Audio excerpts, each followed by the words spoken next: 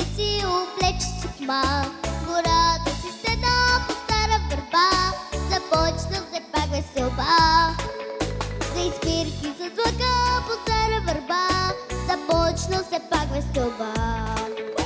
Обува обувка на първия крак, обува обувка на втория крак, обува обувка на третия крак, изпусна така своя влак.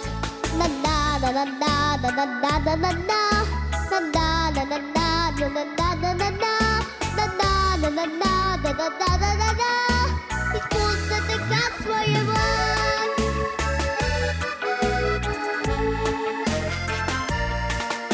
И както беси си на къщния прак, си каза ще фана по къстия влак, защото не става забава без мен в днешния пролетен ден. С такъв талантит, атлетичен саген, не става забава без мен. И ето обува четвъртия крак, и ето обува си петия крак, и ето обува шестия крак, изпусна и другия влак.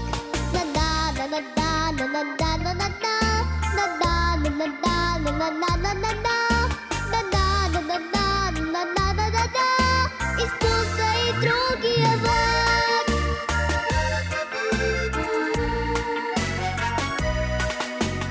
Ножката си помисли с дъга, така е когато си с много крака.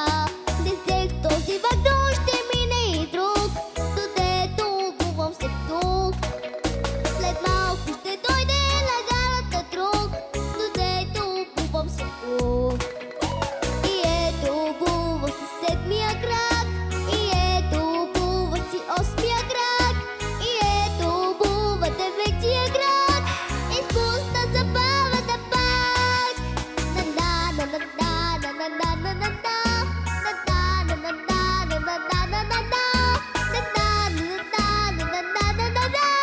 Изпусна забавата пак, изпусна забавата пак.